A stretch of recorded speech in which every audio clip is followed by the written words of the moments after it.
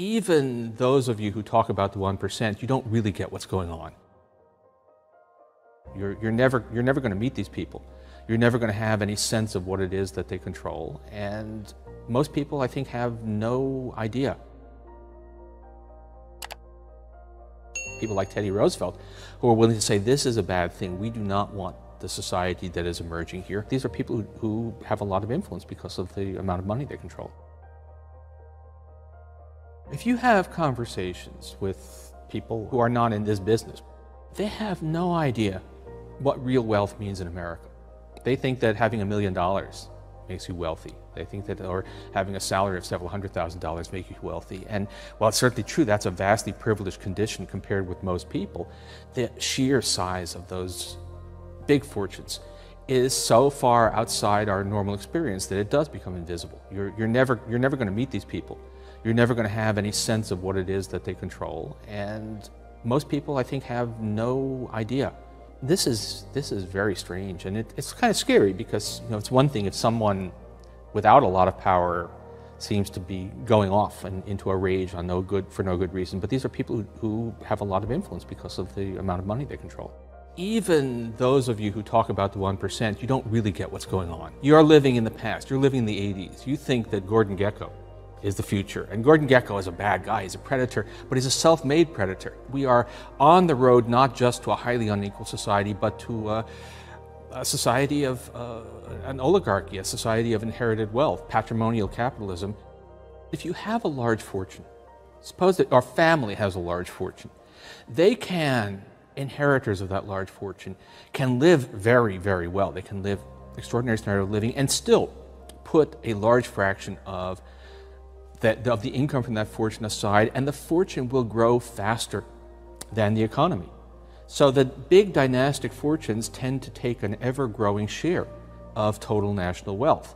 So when you have a situation where the returns on capital are pretty high and the growth rate of the economy is not that high, you have a situation in which not only can people live well off inherited wealth, but they can actually pass on to the next generation even more, an even higher share. And when you have a high R, low G economy, which is what we now have, then you're talking about a situation in which dynasties come increasingly to dominate the top of the economic spectrum, and a tiny fraction of the population ends up very dominant. When you have a few people who are so wealthy that they can effectively buy the political system is going to tend to serve their interests, and that is going to reinforce this shift of income and wealth towards the top. The story is already changing, and it's going to change more. So we are going to probably, unless something gets better, we're going to look back nostalgically on the early 21st century when you could still at least have the pretense that the wealthy actually earned their wealth. And you know, by the year 2030, it'll all be inherited. Even though the ideology is democratic, even though we claim that all men are equal, in practice, not a chance. They've managed to convince a lot of people that it is somehow un-American. I think mostly it's just because there's a very effective apparatus of TV and print media and think tanks and so on who hammer against any suggestion of redistribution, which actually, if you look at American history, that's not at all true, but it's just been pushed very hard.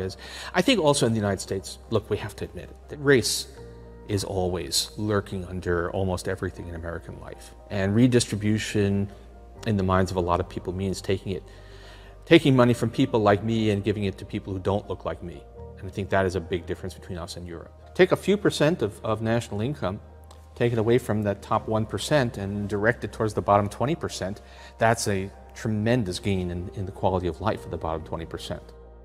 We only escaped from the old oligarchy for a while, thanks to really disastrous events, thanks to wars and depression, which disrupted the system.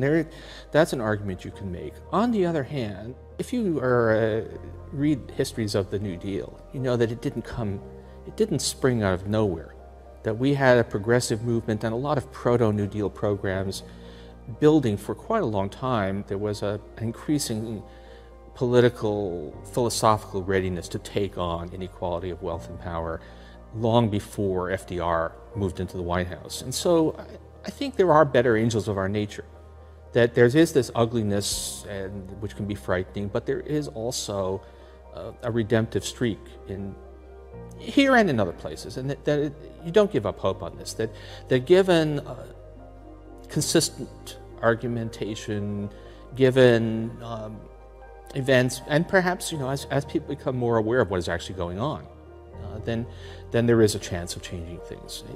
Do we know that?